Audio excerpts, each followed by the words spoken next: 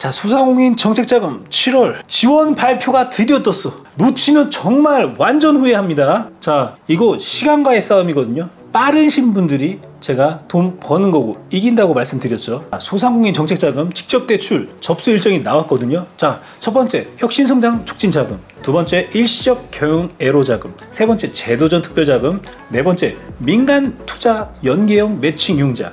자, 혁신성장 촉진자금, 그리고 소상공인 졸업후보 기업, 이런 것들이 나왔고, 그리고 신용취약 소상공인 자금, 이거 나와야 되는데 지금 어떻게 될지 모르겠어요. 하지만 7월 4일날 한번 봐봐야 돼요. 혹시 또 추가 예산 발표될 수가 있다. 아직 긴장을 늦추면 안 됩니다. 자, 그럼 디테일하게 한번 내용 살펴볼게요.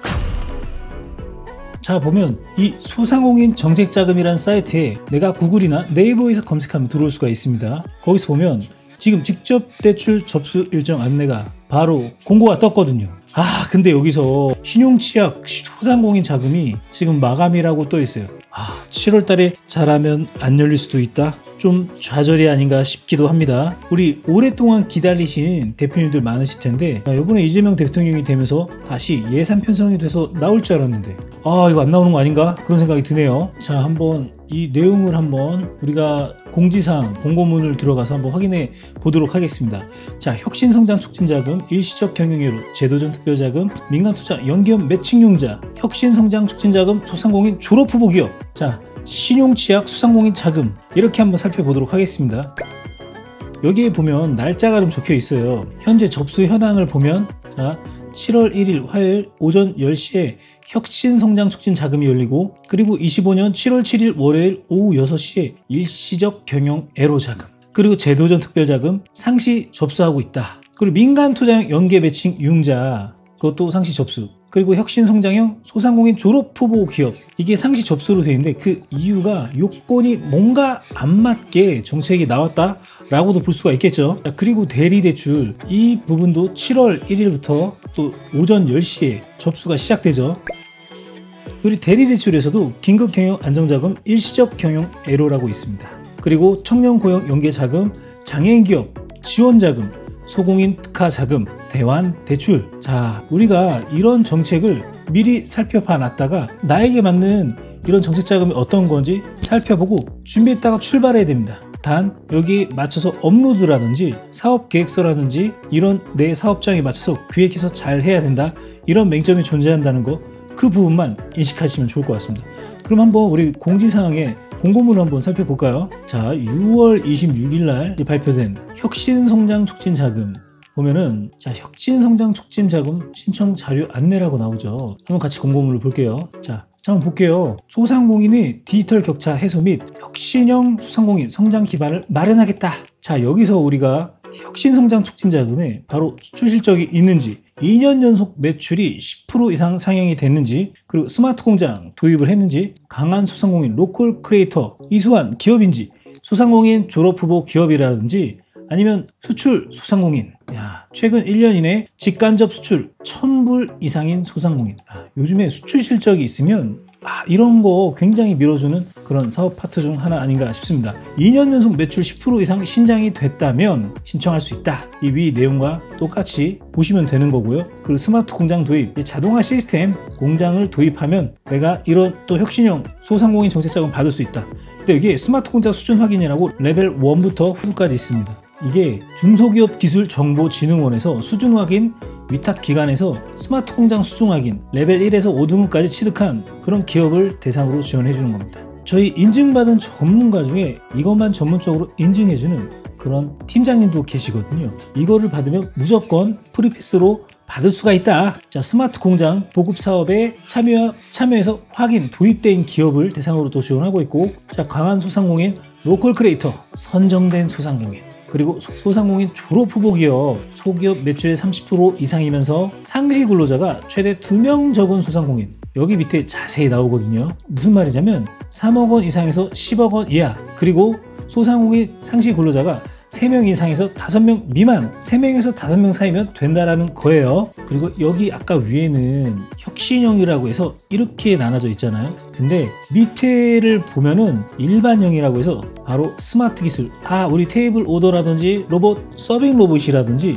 자동화 시스템 키오스크, 디지털 오더, 무인 판매기 로봇, 시니어, 3D 프린팅 이런 거 있잖아요. 이런 거에 대한 이 부분이 우리가 사업하면서 갖고 있다라고 한다면 도전해 볼 수 있다 라고 보시면 좋을 것 같습니다. 요즘에 스마트 전자칠판, 저도 이거 구매해서 뭔가 이렇게 유튜브 찍을 때 너무 좋을 것 같아요. 자, 구독형 매출 분석 SW, 재고관리 W, 소프트웨어를 뜻하는 것 같고, 통합관리 시스템이라든지 온라인 예약관리, 원격 웨이팅 솔루션, 매장 멤버십 관리 시스템, 공간관리 통합관리 시스템, 가공 공정 시스템, 통합관리 시스템이 이런 걸 뜻하고, 자동화 시스템에 보면은 자동 커피 머신기, 자동 세척기, 자동 세차기, 자동화 창고, 물류 시스템까지 자동화가 되어 있다면 우리가 지원 받을 수가 있는 거예요. 추가 인정된 기술은 배달의 민족 같은 네이버 스마트 플레스 같은 이 기술도 다 인정받을 수가 있다는 거예요. 근데 생각해보니까 고객관리 예약 소프트웨어, 재고관리 소프트웨어, 이거 도소매 업장에서 이 혁신형을 받을 수 있구나, 이렇게 보시면 좋겠죠. 이런 시스템이 있다고 한다면. 그리고 온라인 예약 원격 웨이팅 솔루션, 온라인으로 예약할 수 있다? 네이버에서 예전에 보면 저희 팀장님이 헤어샵을 운영하면서 네이버에서 스마트 예약을 하고 그 다음에 방문해서 헤어 서비스를 받았거든요. 그럼 그것도 되는 건가? 근데 자체적인 기술력으로 개발한 게 있어야 되지 않을까 싶습니다. 그리고 매장 멤버십 관리 시스템, 이거 보니까 슈퍼에서 우리 전화번호 입력해가지고 포인트 우리 쌓잖아요. 같은 의미죠. 이런 거 되네. 그리고 비대면 주문, 이거 물론 키오스크나 우리 테이블 오더는 알겠지만 비대면 주문 결제 보지 않고 결제한다, 이런 거 있으면 된다. 그리고 저희가 이런 피트니스라든지 아니면 풋살장이라든지 이런 것도 이번에 실행하면서 이런 것도 되는구나. 자동화 설비의 기준 해가지고 업체가 재화의 용역을 제공함에 있어 조달, 공정, 판매, 회수, 해당 업종에 관련된 사업 운영 전반의 과정에 있어서 기계 설비, 장치 등을 도입을 통해서 사람을 대체하여서 인건비를 절감한다. 이게 포인트네. 인건비 절감. 자동화를 구현하는 경우 시중 판매되는 자동화 설비로부터 주문 제작, 자동화 설비까지 포함한다. 이런 이야기예요. 스마트 상점 기술 보급 사업이라고 최근에 테이블 오더라든지 키오스크라든지 이제 법적인 허가를 받고 등록을 하고 뭔가 이수를 해야지만 내가 이런 자동화 시스템을 활용할 수가 있다고 해서 90%, 80%까지 지원이 나왔거든요. 스마트 상점 시스템이라고. 제가 위에 링크 걸어 놓을 테니까 한번 참고해서 보시면 좋을 것 같습니다. 이거 지원받은 최종 선정된 소상공인, 이런 거 자진 포기 제재 조치, 선정 취소 이런 거는 안 된다. 100년 소상공인, 100년 가게, 진짜 오랫동안 사업하시면서 이런 거 받으신 분도 꽤 있거든요. 그러면 지원받을 수 있다. 일반형에서. 자, 사회적 경제기업, 예비 사회적 기업 포함, 협동조합, 마을기업, 자활기업, 그리고 신사업 창업 사관학교 수료생, 이거 자영업 하더라도 오픈 준비하면서 내가 사업성이 좀 있다라고 한다면 사업계획서랑 정부지원 사업 타이밍 잘 맞춰서 신청하고 발표하고 선정되는 그런 시스템이라고 보시면 좋을 것 같아요. 모든 소상공인들이 다 도전할 수가 있다. 단 신사업 창업 사관학교를 수료한 대표자만 대출을 신청할 수가 있다. 수료일로부터 인정기간이 있어요. 수료일로부터 1년 이내 1회 신청 가능하다. 밑에 시설자금도 기계설비 도입 등 여기에 소요되는 자금도 지원받을 수 있다. 정책자금, 요즘에 기준금리 한 3%대, 그리고 저신용자금은 4%대, 신용취약자금 이렇게 좀 보시면 좋을 것 같고, 항상 달라집니다. 시점마다. 그리고 소상공인 정책자금은 우대금리 적용을 받을 수가 있어요. 온누리 상품권을 사용하는 그런 매장이라든지 여성기업, 장애인기업, 그리고 일회용품 사용 적용 우수기업, 자영업자, 고용보험, 전통시장 화재공제, 풍수해보험, 노란우산공제, 소진공 직접대출의 성실상환 소상공인, 이렇게 우대금리를 내가 받을 수가 있다. 대출금리 0.4% 인하, 요즘 금리 비싸잖아요. 그렇기 때문에 이런 거 금리 우대 받으면 좋지 않나 라고 판단합니다. 그리고 대출기간 보면 보통 5년 아니면 시설자금은 8년인데 보통 운전자금이 2년은 이자만 내다가 그리고 3년간 분할 상환이 많습니다. 그리고 연 단위로 선택도 가능하다. 그리고 시설 자금은 3년 거치 5년 분할 상환, 연단위도 가능하다. 여기 보면 선택 가능 거치 기간이라고 나오죠. 우리 시설자금, 운전자금 해서 비거치도 있고 1년, 2년, 3년 이렇게 나눠서 우리가 선택 거치가 가능하다. 길면 좋은 거 아닌가? 어쨌든 대출한도 혁신형은 운전자금 2억 원, 시설자금은 10억 원 이내에 지원받고 일반형은 운전자금 1억 원, 시설자금 5억 원.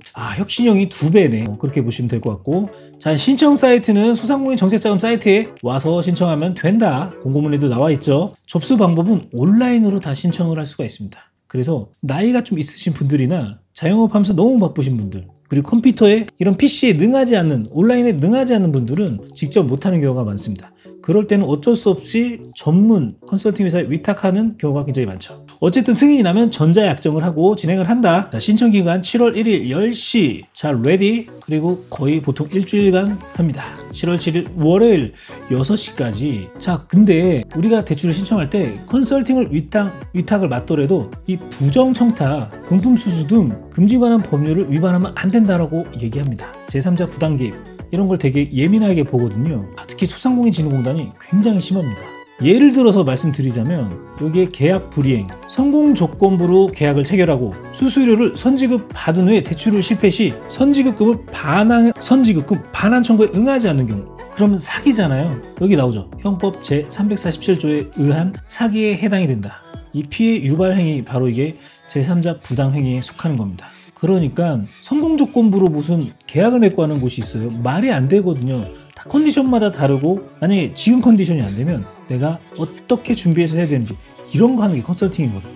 자, 정책 목적을 훼손한다. 대출 심사 허위 대응, 재무제표를 분식하거나 사업 계획을 과대포장해서 허위로 신청 서류를 작성해주고 수수료를 요구하는 경우. 자, 신청 서류를 작성해주고 수수료를 요구한다. 이게 바로 제3자 부당개입에 해당되는 거예요. 자, 신청 서류를 서류 작성을 대행한다. 이게 문제인 겁니다. 그리고 세 번째 보면 허위 대출 약속이라고 있죠. 지원 자격이 안 되는데 이걸 이런 기업 대상으로, 자영업 대상으로 받아주겠다고 거짓말하며 대가를 요구하는 경우 형법 제347조에 의한 사기에 해당된다고 합니다. 그러니까 안 되는 걸 된다고 거짓말 치면 안 된다는 거예요. 자, 네 번째, 부정청탁, 정부기관, 공공기관, 직원 등을 사칭해서 인적 네트워크를 통해서 정책자금 지원받도록 가능하겠다고 약속하고 착수금 받고, 이런 요청에 내가 착수금 받고 뭔가 되는 것처럼 거짓말 치는 경우, 말이 안 되거든요. 이거는 자영업이 됐든 매장이 됐든 장사가 됐든 사업을 하든 그 사업자 대상의 컨디션이 있거든요. 거기에 따라 되는 겁니다.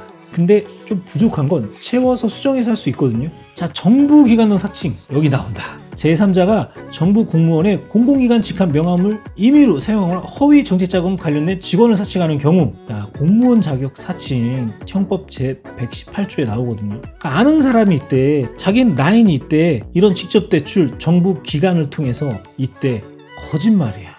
그런 경우는 존재하지 않아요. 믿지 마세요. 자, 치방은 근데 얘기 들어보니까 조금 그런 부분이 없지 않아? 여기까지 얘기하겠습니다. 자, 여섯 번째, 부당보험 영업행위. 보험계약 모집 시 보험계약자에게 보험계약을 모집하는데 보험계약자에게 정책자금 신청을 대행을 약속하고 보험을 모집하는 경우가 바로 보험업법 제98조의 특별이익 제공의 금지 위반이거든요. 이런 6가지 항목에 만약에 해당이 되면 제3자 부당 개입에 해당이 된다고 보면 됩니다. 자, 그렇기 때문에 내가 스스로 하면 좋지만 이런 것들의 불건전한 약속을 통하고 컨설팅 해주겠다고 비용을 요구하는 경우는 사기나 제3자 부당 개입에 해당될 수 있으니까 조심하셔야 돼요. 특히 이런 거 컨설팅하는 회사에 요청하면 개인적으로 활동하시는 분들 너무 많거든요. 초보분들 너무 많아요. 그래서 정말 업력이 있고 저처럼 얼굴을 내밀고 이렇게 정확하게 컨설팅하는 회사에 한번 상담 받아보시는 거 추천드립니다.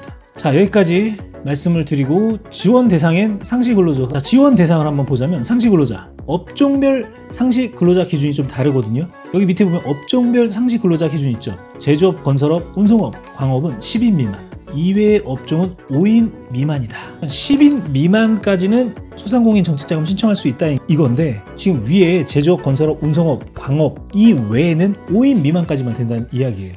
그래서 이런 부분들 잘 확인하셔요. 너무 회사가 크면 소상공인에서 벗어난다 이 말이죠. 자, 근데 상시근로자 법적 기준, 여기서 소상공인 기준법에 보면은 다음 각호에 해당하는 사람을 제외한 사람, 일용근로자는 해당이 안 된다. 그리고 3개월 이내 기간을 정해서 근로하는 계약직, 그리고 우리 기업부설연구소, 연구개발전담부서, 연구전담요원에 등록된 분이 있으면 이분도 제외가 된다. 단시간 근로자, 소정 근로시간이 60시간 미만인 그런 근로자를 내가 직원으로 두고 있으면 그 사람은 해당되지 않는다라고 보시면 되는 거죠. 제가 이제 컨설팅 진행할 때 연구개발전담부서, 연구소 굉장히 많이 설립하고 이제 세금 절세 프로그램을 세팅하고 진행을 많이 하는데 그게 해당되네. 대박이네. 자, 밑에는 당연히 사업 구분은, 자, 밑에 보면 당연히 사업 구분, 사업자 등록증을 소지한 영업 중인 개인, 법인 기업, 당연한 이야기다. 비영리 사업자 아닐 것. 정책자금 지원 제외 대상 당연히 아니어야 되겠죠. 자, 대출 제한 대상은 세금 체납, 신용정보 등록, 연체, 그리고 압류, 휴폐업, 6개월 이내 재신청 불가, 뭔가 부결된 그런 사업장이죠. 한계 기업, 부채 비율 700% 초과 기업, 매출액 초과 차입금. 야, 이거 많이 나와. 매출액에 비해 대출이 많으면 안 돼 또. 공단에서 대출 제한 대상으로 관리 중인 다음 대상 중에 각호 어느 하나라도 해당된다면 안 된다. 뭐 성공 불응자, 고의 실패, 뭐 여러 가지가 있습니다. 그리고 법인 기업 실제 경영자가 아닐 경우 바지 사장 이런 거 안 돼.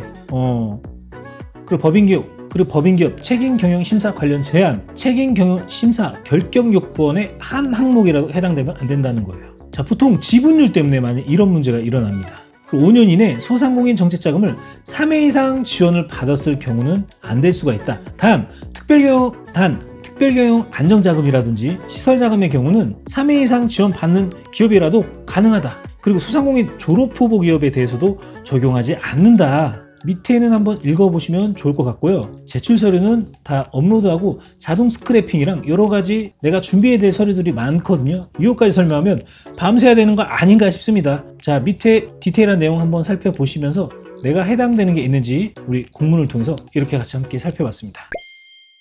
자, 여기까지 소상공인 정책자금 제가 낱낱하게 7월 직접 대출 발표에 대해서 말씀드렸는데요. 자, 머니해결사 정 대표는 빠른 정보를 전달하면서 대표님들이 사업 성장에 발돋움이 될 수 있도록 언제든 정보를 전달해 드리도록 하겠습니다. 자, 구독과 좋아요는 바로 정보이자 돈입니다. 자, 다음에는 더 좋은 컨텐츠로 다가오겠습니다. 빠르게 가볼까요? 이번 영상을 만든 PD가 추천하는 영상도 보고 가세요. 머니해결사의 다른 영상도 즐기시려면 구독 버튼을 꼭 눌러주세요.